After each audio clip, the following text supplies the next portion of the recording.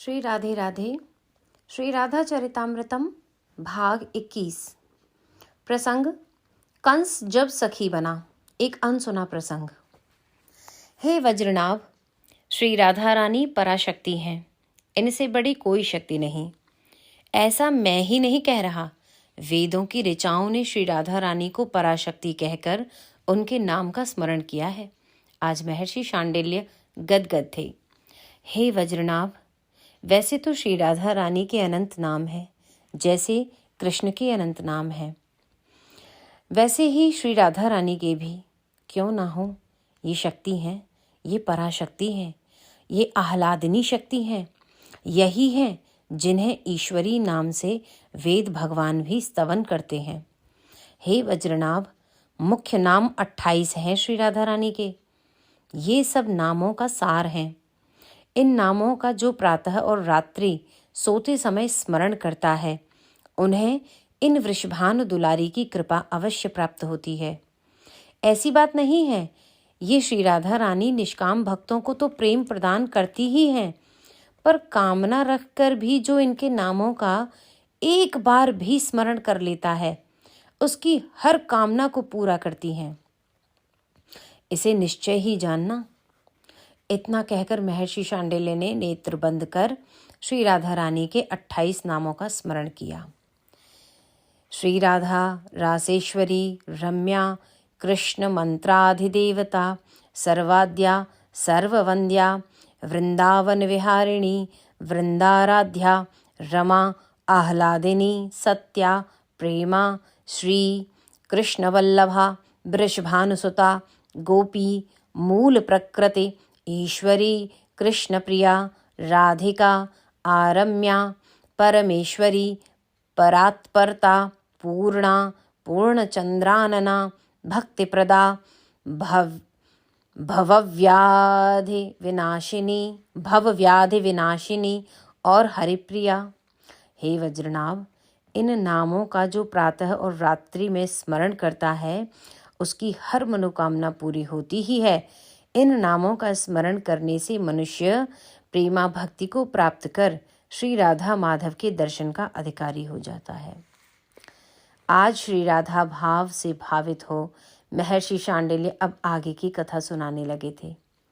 नारायण नारायण नारायण। आज पता नहीं क्यों देवर्षि नारद जी कंस के यहाँ जा पहुंचे। उदास था कंस, क्योंकि अभी अभी उस तक ये सूचना पहुंची थी कि दावानल को पी गया वो ग्वाला कन्हैया। क्या? कैसे पी गया? अग्नि को पी गया? तुम मुझे पागल समझते हो? चिल्लाया था कंस। हमें कुछ नहीं पता राजन, हमने चारों ओर से आग लगा दी थी और वन ने आग पकड़ भी ली थी। चारों ओर आग ही आग। ये देखकर हम संतुष्ट भी हुए थे, पर पता नहीं क्या हुआ, कुछ ही देर में अग्नि इस तरह शांत हो गई जैसे उसे किसी ने पी लिया हो। वो अग्नि कंस के राक्षस कंस को बता भी नहीं पा रहे थे कि उन्होंने वृंदावन में क्या देखा। नारायण नारायण नारायण। आ गए उसी समय देवर्षि नारद जी। हम बताते हैं, अब जाओ तुम लोग पहले यहाँ से। कंस फिर बोला, एकांत। और सब लोग वहां से चले गए।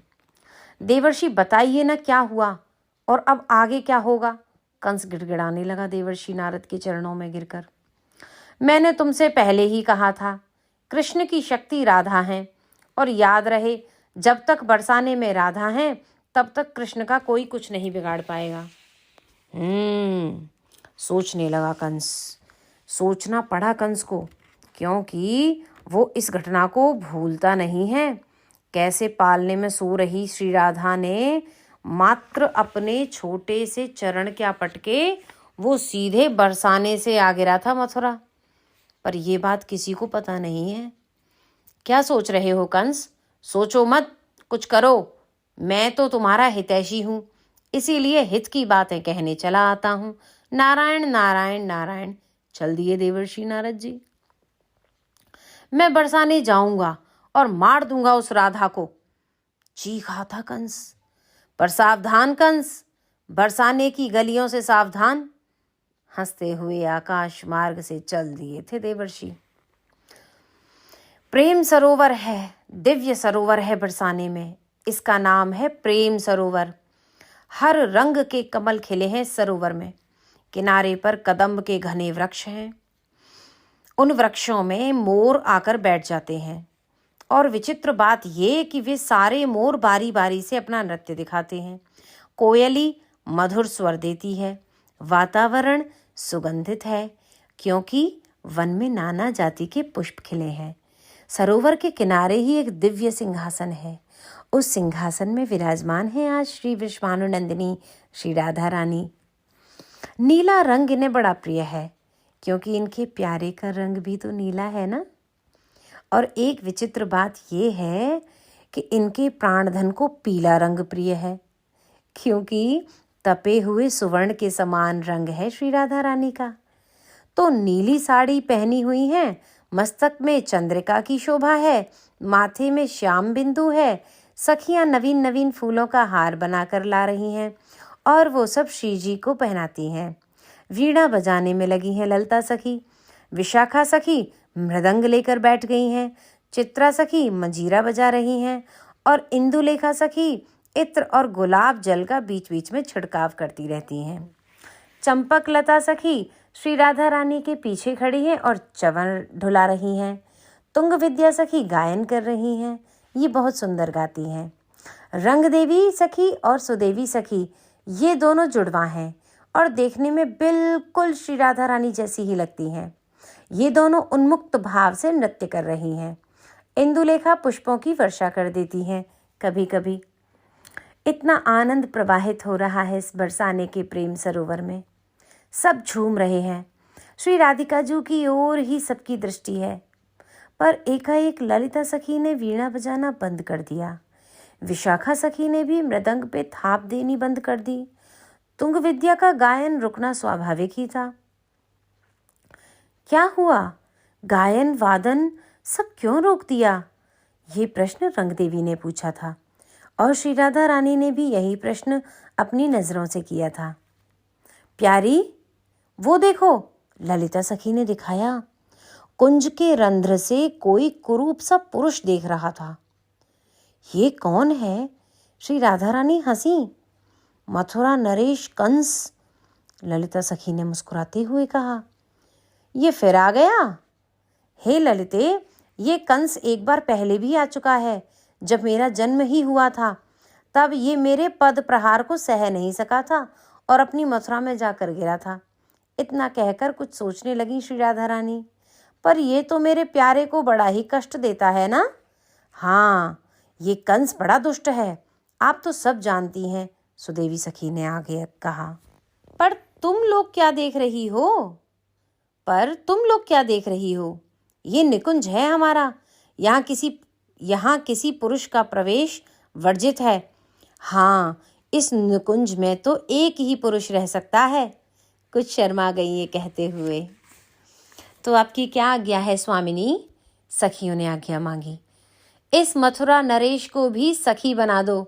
आह्लादिनी की आज्ञा कुंज में गूंज गई। बस फिर क्या था।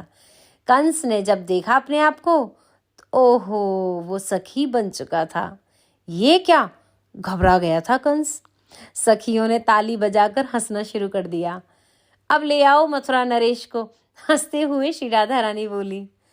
2 सखियां गईं, पकड़ कर ले आईं। श्री राधा रानी के सामने खड़ा किया गया कंस को। अब वो क्या कहे? वो तो कुछ सोच ही नहीं पा रहा था कि ये मेरे साथ क्या हो गया। अब ये मथुरा भी नहीं जा सकता था। पर इस कंस सखी को सखी के वस्त्र तो पहनाओ। कंस को देखते हुए हंसती ही जा रही थी श्री राधा रानी। सबने पकड़ा और लहंगा फरिया पहना दिया। हट्टा कट्टा कंस, काला कुरूप कंस, ऐसा कंस जब सखी बना, अब नाच के नहीं दिखाओगी कंस सखी? सब हंसते हुए नचाने लगी कंस को। बेचारा कंस क्या करे, नाचना ही पड़ा उसे तो।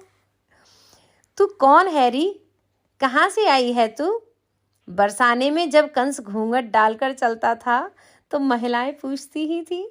बड़ी पहलवान है ये तो, कहाँ से आई है? अरे बता तो दे, कहाँ से आई है? अब कंस उत्तर क्या दे? कुछ नहीं बोलता था वो बेचारा। पर अब तो बरसाने में सब छेड़ने लगे, बारंबार पूछने लगे, तब गौशाला में जाकर रहने लगा था वो कंस, और गोबर फेंककर वहीं कुछ खा लेता था और वहीं सो जाता था। देवर्षि बताइए ना, हमारे महाराज कंस कहाँ चले गए?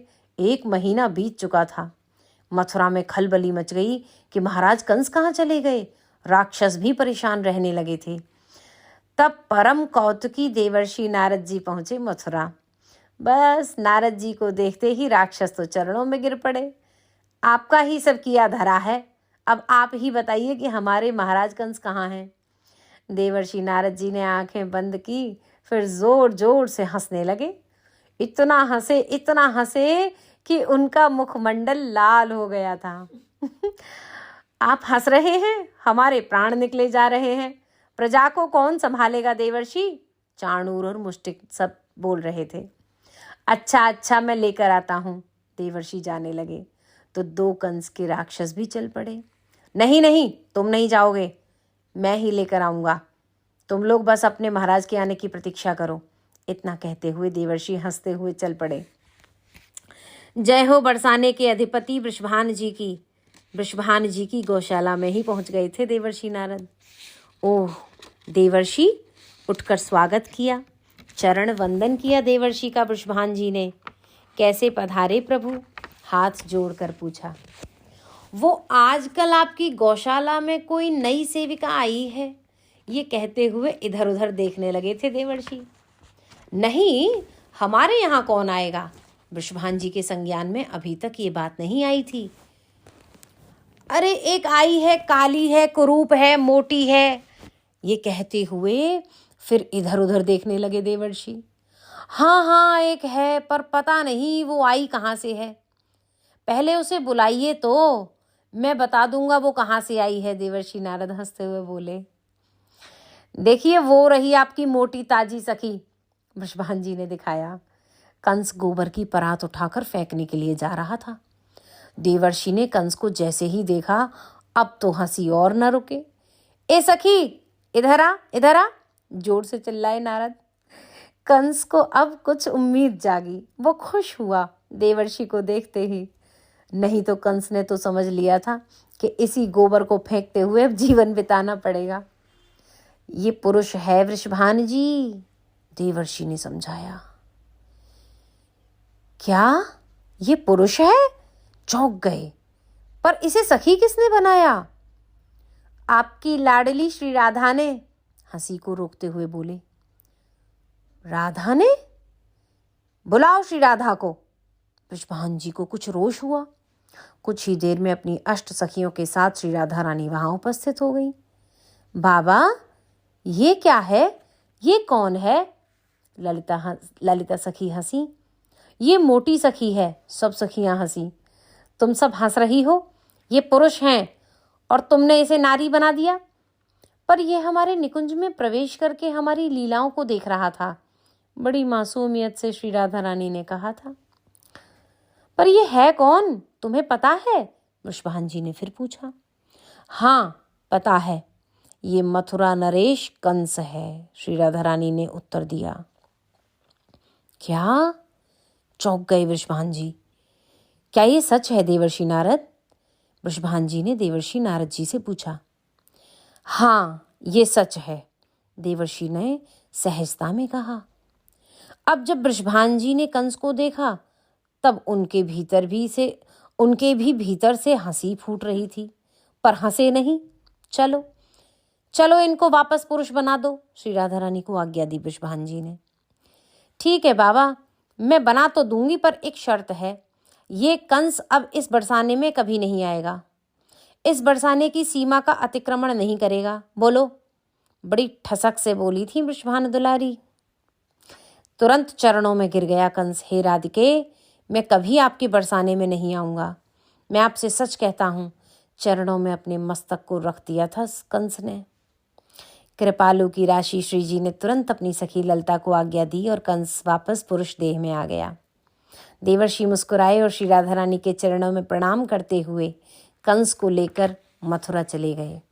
हे वज्रनाभ, ये श्री राधा हैं। बाहर से देखने में लगता है कृष्ण लीला कर रहे हैं। हाँ, लीला तो कृष्ण ही करते हैं। पर उस लीला में जो शक्ति काम कर रही है वो ये आह्लादिनी श्री राधा ही तो हैं। ये कृपा की राशि है। सहज स्वभाव पर्यो नवल किशोरी जू को, मृदुता दयालुता कृपालुता की राशि है। श्री राधे राधे।